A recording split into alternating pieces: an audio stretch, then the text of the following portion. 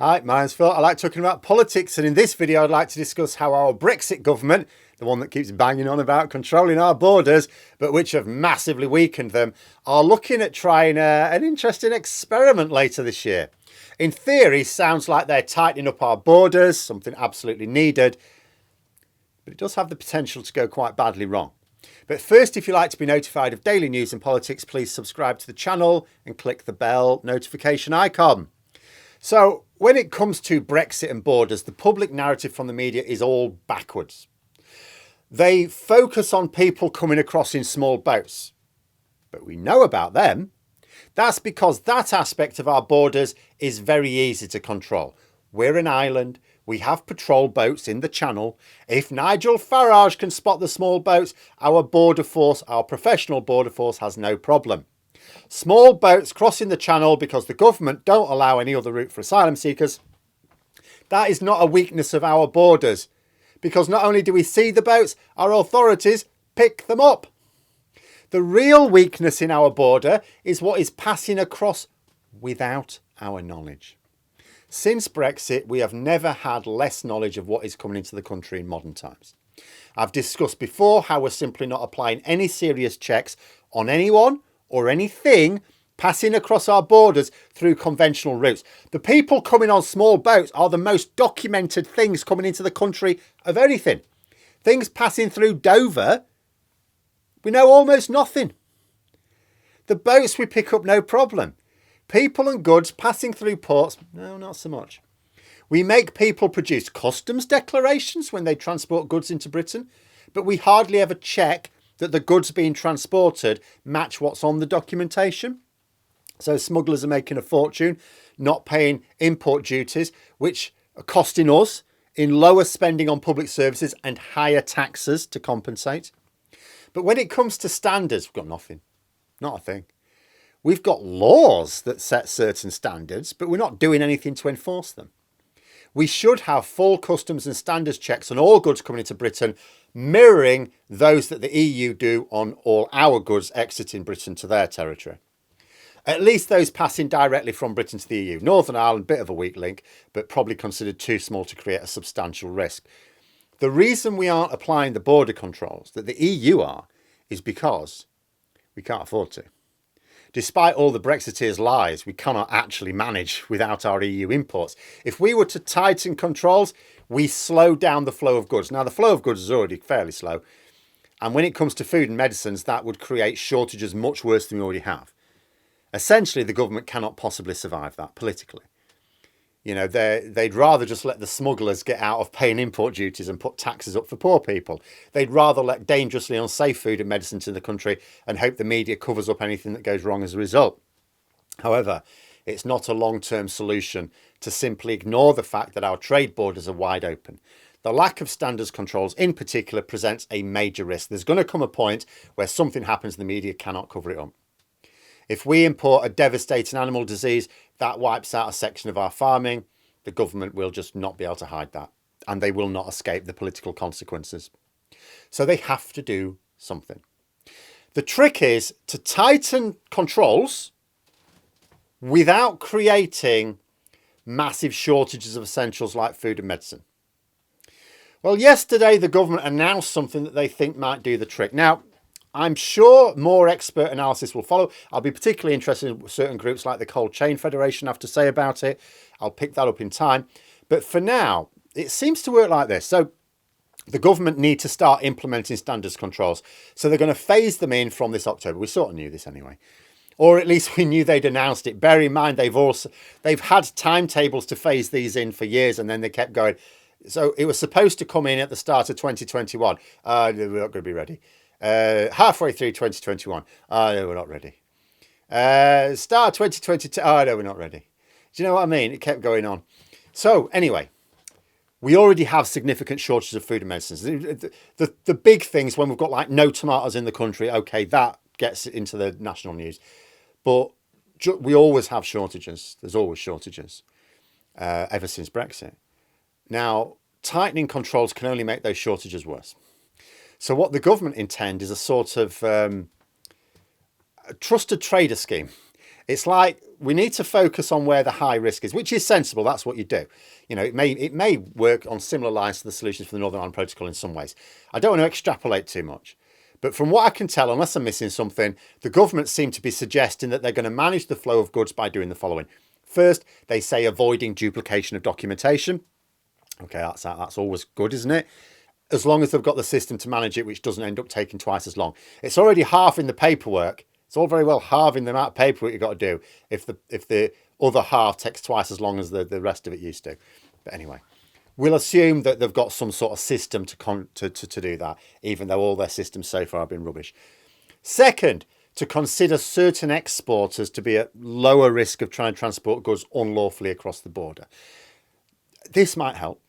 You know, we've got to be pragmatic. If we have rules for standards and we have exporters providing the documentation, the major risk is from criminals seeking to corrupt that system. Criminals who will falsify the documentation, basically. The checks, therefore, need to target more those where we don't know the documentation is correct or we don't have as much confidence that it's correct. Not so much, maybe lighter touch to those who export large quantities of goods on a regular basis to Britain and we sort of trust them. You know, and I can go along with that logic. The question is, will it work? There are two main problems in terms of confidence. The first is that the government have promised to introduce standards control so many times in the past, and businesses are prepared for this, and then the government says, oh, we're not doing it now. It's happened so often that there's potentially a feeling of the boy who cried wolf about this. So let's imagine now businesses go, the government said, oh yeah, we're absolutely, definitely double cherry on top going to bring in these changes in October this year. And businesses go, look, you've said this so many times. And every time we prepare for it, you know, that's cost to us to prepare for it. It's staff who have to spend time on it instead of other things. I don't believe you. Don't believe you, mate. So then let's say they don't, because they think the government are going to delay again. That could go a bit wrong, with lots of exports being held up, you know, imports into Britain, exports from the EU being held up because it turns out the government actually meant it this time and no one believed them. You know, secondly, businesses needing to engage with this process have got to understand the system, don't they? I'm not sure how well the government have or will be making efforts to ensure that everyone who needs to use the system understands it. Because it's going to be a new system, a new process. Does everyone understand? And it hasn't happened before. Remember, over the last few years, British businesses exporting, say, animal products to the EU have had to get used to health certificates.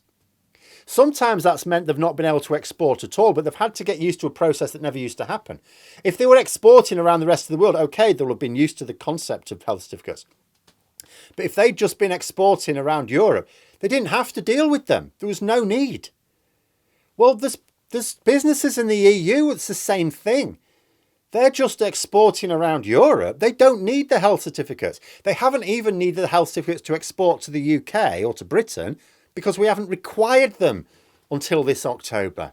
There could be a lot of businesses, and we're not really sure. There'll be a lot of businesses who decide it's too much effort or just, even when it comes to October and they need them, don't realise they need them. What are the government doing to get to those businesses? I'm not convinced on their past record they're doing enough. You know, the last thing we need is for imports to be seriously disrupted this autumn as we're in the middle of the busiest time of the year for trade. That will kick the crap out of Sunak's plans for economic growth. In fact, sounds a little bit risky to me. Now, the government may have considered this, of course, because if you look at their plans, it's not all coming in one go, because that'd be mad. You know, it's only the health certificates being introduced this October, but the actual checks don't begin until January, which is sensible because if you're going to stick a spanner in the works, and the checks are the real spanner, do it when trade has dropped off a cliff in the period immediately after Christmas.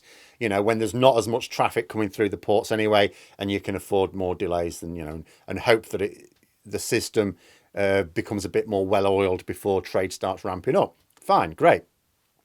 But even the introduction of health certificates this October could cause problems. As I say, if businesses are just not used to needing these things because they don't export anywhere that needs them.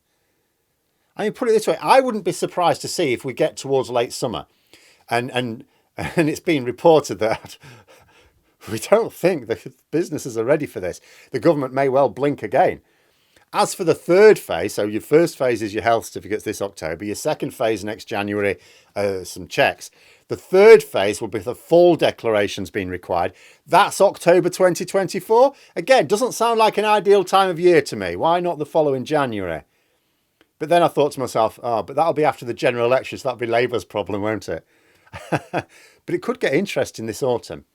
It's needed, don't get me wrong. We need these import controls. We need it for like a couple of main reasons, I suppose. First of all, we are currently importing dangerously unsafe food into the country every single day. We know this for certain, not just because the risk exists, but because authorities, I've mentioned it a few times, authorities carried out a quick one-off check last autumn and they found in 21 out of 22 lorries they checked, they found dangerously unsafe food, which should not be in this, which is not fit for sale. It's not fit for consumption. We're hugely at risk here, and it will completely screw things if something really bad happens.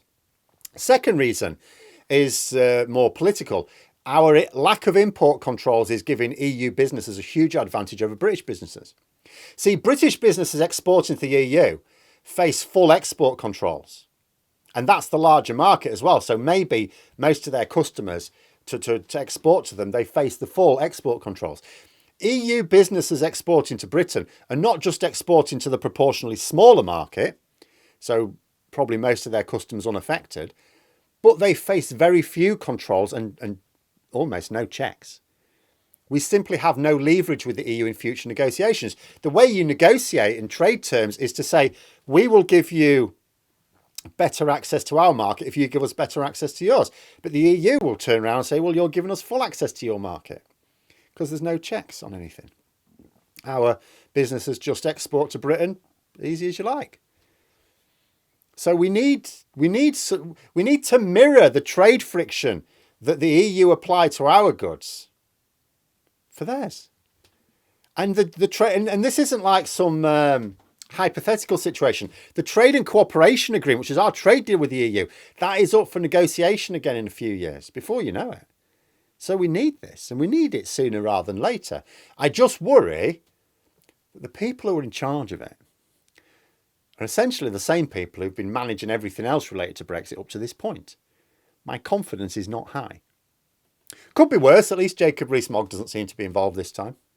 But there we are. Those are my thoughts. Let me know yours in the comments below. I hope you found the video interesting. If you did, please click the like button. And if you'd like to support the channel further, the join button for memberships. And until next time, I'll see you later.